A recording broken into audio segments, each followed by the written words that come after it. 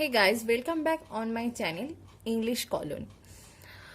আজকের ভিডিওটা আমার আগের ভিডিওগুলো থেকে কমপ্লিটলি আলাদা বিকজ আমার কোথাও না কোথাও মনে হয়েছে যে ফ্লুয়েন্টলি ইংলিশ বলার জন্য যেমন ইংলিশ গ্রামারের নলেজ থাকাটা খুব দরকার হয়, ঠিক তেমনভাবেই ইংলিশের প্রত্যেকটা ওয়ার্ডকে সঠিকভাবে প্রোনাউন্স করাটা খুব দরকার। প্রোনাউন্সিয়েশন যদি সঠিক না হয়, যদি প্রোনাউন্স করতে গিয়ে কোথাও আমরা ভুল করে থাকি, তাহলে সেই যে ফ্লুয়েন্টলি ইংলিশ বলা সেটা কোথাও না কোথাও বাধা সৃষ্টি হয়, সেটাতে কোথাও না কোথাও বাধা সৃষ্টি হয়, সেটা আমরা ঠিকভাবে বলে উঠতে পারি না। তো আগে আমি অনেকগুলোই মোটামুটি গ্রামারের ভিডিও একদম শুরু থেকে শুরু করেছিলাম, তো প্রোনাউন পর্যন্ত মেবি আমি তোমাদেরকে শিখিয়েছিলাম। তো আজকে আমি বেসিক কিছু জিনিস শুরু করব, যেগুলো নর্মাল রুলস, যেগুলো একদম মানে বেসিক যে জিনিসগুলো শুধুমাত্র সেটুকু দিয়েই আজকে শুরু করব। আফটার দ্যাট আমি আস্তে আস্তে প্রত্যেকটা ওয়ার্ড যেগুলোর আলাদা প্রোনাউন্স হয় বা একই প্রোনাউন্স হয়, আলাদা মিনিং হয়, তো এরকমভাবে পরপর ভিডিও করব। এরপরের ভিডিওগুলো গ্রামার অ্যান্ড প্রোনাউন্সিয়েশন দুটোর উপর ডিপেন্ড করে আলাদা আলাদা করে আমি করা স্টার্ট করব। তো চলো আজকের যে টপিকটা আছে সেই অনুযায়ী আমরা শুরু করি। এখানে আমি বেশ কতগুলো পয়েন্ট করেছি, পয়েন্টের সাথে এক্সাম্পল, যাতে তোমাদের বুঝতে সুবিধে হয় আমি দেওয়ার চেষ্টাও করেছি। তো নাম্বার 1 যেটা আছে, কোনো শব্দের মাঝে টি এর পরে ইউ হলে টি এর উচ্চারণ চ হবে। অর্থাৎ কোনো শব্দের মাঝখানে যদি টি থাকে এবং তার ঠিক পরেই যদি ইউ থাকে, তাহলে টি এর উচ্চারণটা বাংলা চয়ের মতো হবে। Example, future, century, mixture. Future দেখো FUT শব্দের মিডিলে টি আছে, সেঞ্চুরি শব্দের মিডিলে টি আছে, মিক্সচার শব্দের মিডিলে টি আছে, আর টি এর প্রত্যেকটারই পরে ইউ আছে। সেই জন্য এখানকার উচ্চারণটা টির উচ্চারণ কিন্তু টয়ের মতো হচ্ছে না, চয়ের মতো হচ্ছে। Future, century, mixture. 2, কোনো শব্দে ডি এর পর জি হলে ডি এর উচ্চারণ হয় না। কোনো শব্দে ডি এর ঠিক পরেই যদি জি বসে, তাহলে ডি এর উচ্চারণটা উজ্জ হয়ে যায়। উচ্চারণ হয় না মানে আমরা যেটাকে বলি যে সেই পার্টিকুলার লেটার বা পার্টিকুলার অক্ষরটার উচ্চারণটা উজ্জ হয়ে যায়। এক্সাম্পল, নলেজ, দেখো ডি এর পরে জি আছে, নলেজ, সোজা জি এর উচ্চারণ হচ্ছে সোজাসুজি, ডি এর উচ্চারণটা কিন্তু হচ্ছে না। জাজ, ব্রিজ, একই রকম ভাবে ডি এর উচ্চারণ হচ্ছে না, কিন্তু ডাইরেক্টলি জি অর্থাৎ জয়ের উচ্চারণগুলো হয়ে যাচ্ছে। পয়েন্ট নাম্বার 3, কের পর এন হলে কের উচ্চারণ হয় না। কের পর যদি এন হয়, কের উচ্চারণটা হয় না। অর্থাৎ সেম ডি এর পরে জি হলে যেমন ডি এর উচ্চারণ উজ্জ হয়, কের পর এন হলে কের উচ্চারণটা উজ্জ হয়। যেমন নো, KNOW। কথাতেই আছে ইংলিশ ল্যাঙ্গুয়েজটা একটা ক্রেজি ল্যাঙ্গুয়েজ। অর্থাৎ আমরা যেটা বলবো সবসময় যে সেটাই হবে, বা আমরা যেটা প্রোনাউন্স করব সেটাই আমরা বানান হিসেবে লিখবো, সেরকম কিন্তু ইংলিশ লিটারেচার বা ল্যাঙ্গুয়েজের ক্ষেত্রে হয় না। সেই জন্যই ইংলিশ ল্যাঙ্গুয়েজকে ক্রেজি ল্যাঙ্গুয়েজ বলা হয়।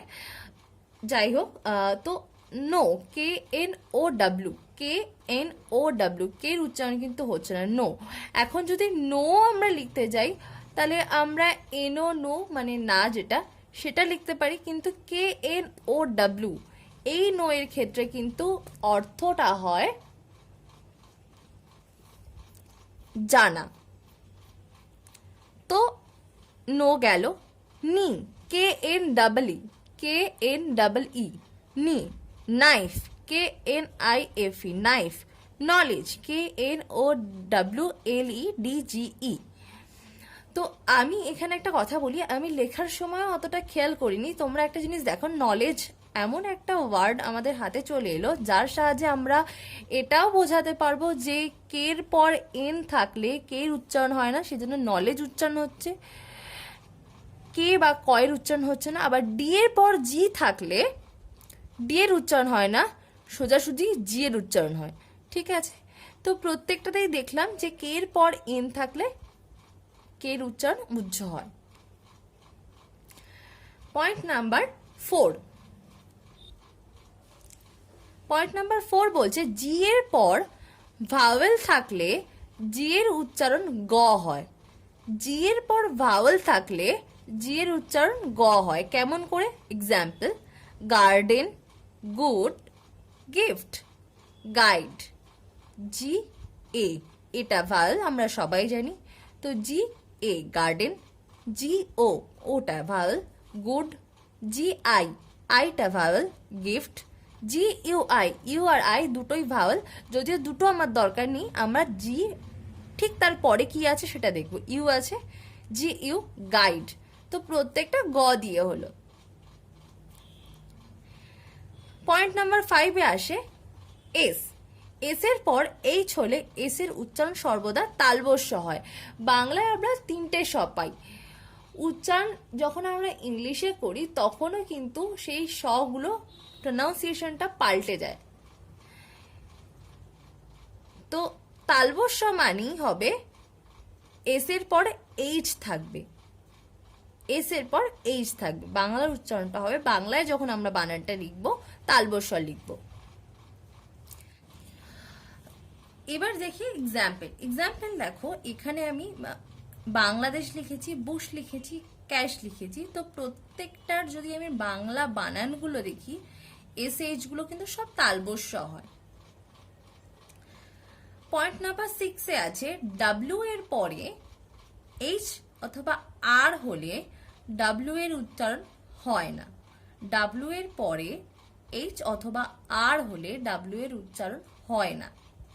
অর্থাৎ রাইট, হোয়াইট, রাইট যখন লিখছি ডাব্লিউ এর উচ্চারণ হচ্ছে না, বিকজ আর আছে। হোয়াইট যখন লিখছি এইচ আছে, তো ডাব্লিউ এর উচ্চারণ হচ্ছে না। ডাব্লিউ এইচ কোয়েশ্চেনের ক্ষেত্রেও ডাব্লিউ এইচ কোয়েশ্চেনের সবগুলোতে একই হয়। এবার শুরু করা যাক নেক্সট পয়েন্ট। যদি টি এর পর আই ও হয়, আই এবং ও দুটোই হতে হবে।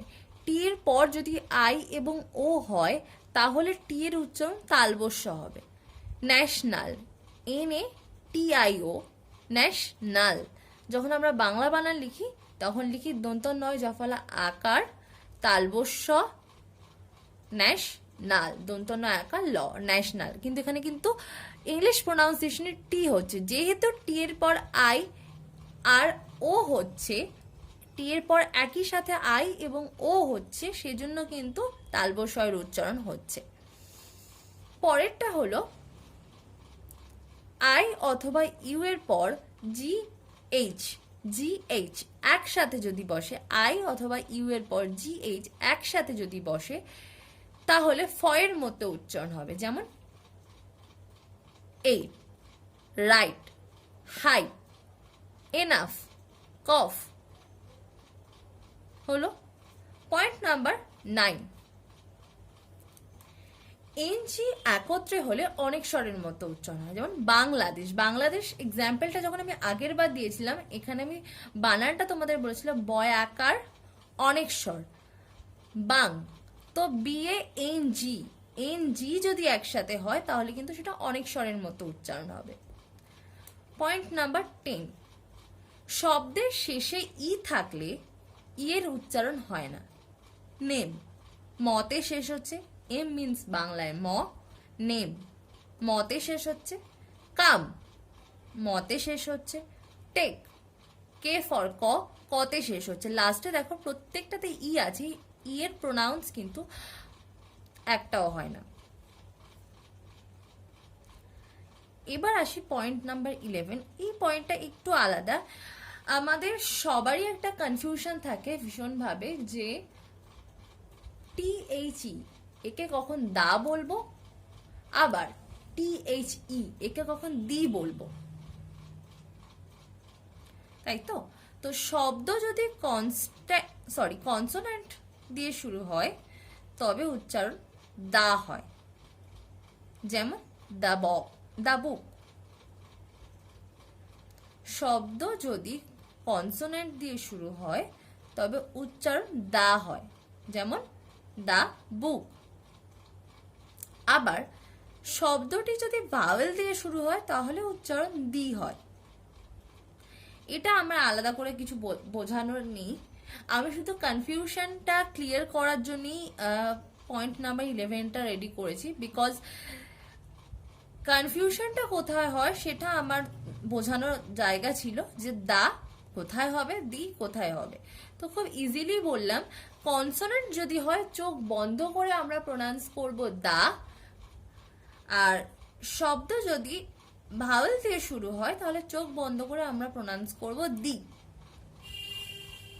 এবার আসি পয়েন্ট নাম্বার 12-এ। কোন শব্দে জিএম বা জিএন থাকলে জি এর উচ্চারণ সাইলেন্ট হয়, অর্থাৎ জি এর পরেই এম বা এন থাকলে জি উচ্চ হবে। যেমন সাইন, ডিজাইন, রিজাইন।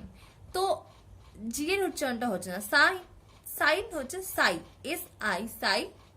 মোটামুটি যদি আমরা প্রোনাউন্স করি, যদি এইভাবে প্রোনাউন্স করাটা উচিত নয়, মোটামুটি যদি আমরা প্রোনাউন্স করি তো SI তে সাই দাঁড়াচ্ছে, জিটা বাদ যাচ্ছে এন, সাইন। ডিজাইন সেম ভাবে, রিজাইন সেম ভাবে। তো জি এর পর যদি এম বা এন থাকে তাহলে কিন্তু জি এর উচ্চারণ উজ্জ হবে। পয়েন্ট নাম্বার 13, সি এর উচ্চারণ। এখানে রুল সেম ভাগ করে নিয়েছি যাতে তোমাদের বুঝতে সুবিধা হয়। সি এর পর যদি ALORU যে কোনো একটা থাকে তাহলে সি এর উচ্চারণ ক হবে। CA can, CL class, CO colour, CU cup, CR crime. আমি প্রত্যেকটার জন্য একটা করে এক্সাম্পল দিয়েছি যাতে তোমাদের প্রোনাউন্সটা বুঝতে সুবিধা হয়। সি এর পর ALORU, এই প্রত্যেকটার মধ্যে যদি একটাও বসে তাহলেও কিন্তু ক এর মতোই উচ্চারণ হবে।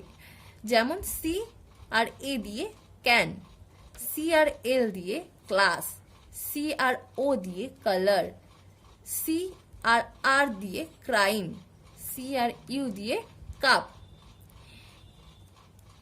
এখানে একটা জিনিস বলার আছে, আই অথবা ই ব্যতীত যে কোনো ভাওয়েল যদি সি এর পরে বসে তবে উচ্চারণ ক এর মতো হয়।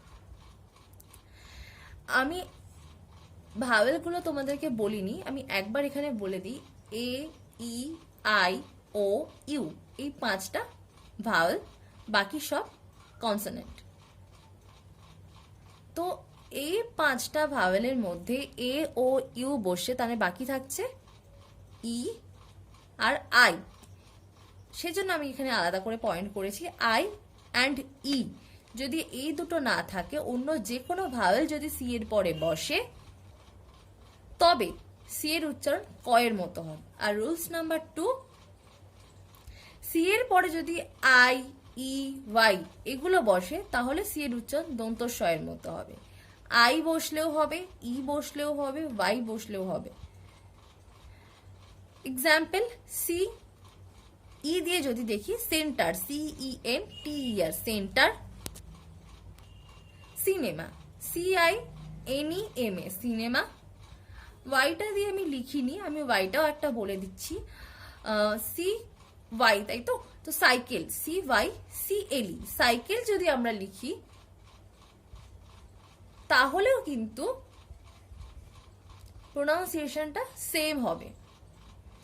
তো আজকে আমরা এই পর্যন্ত রাখি, নেক্সট দিন যখন ভিডিও করব তখনও সেম ভাবে আমি প্রোনাউন্সিয়েশন এবং গ্রামারের উপর করব। আস্তে আস্তে টপিক বাড়ানোর চেষ্টা করছি যাতে তোমাদের বুঝতে এবং তাড়াতাড়ি শিখতে সুবিধে হয়। তো একটু টেকনিক্যাল প্রবলেমের জন্য আমাকে আলাদা করে এই পেজটা অ্যাড করতে হলো। যদিও এটা খুব একটা ইম্পর্টেন্ট না, তাও আমি জাস্ট ভিডিওটাকে এন্ড করার জন্য এটা অ্যাড করলাম। তো আজকে এই পর্যন্তই। তোমরা সবাই ভালো থেকো এবং ঠিকভাবে পড়াশুনো করো, তাহলেই শিখে যাবে।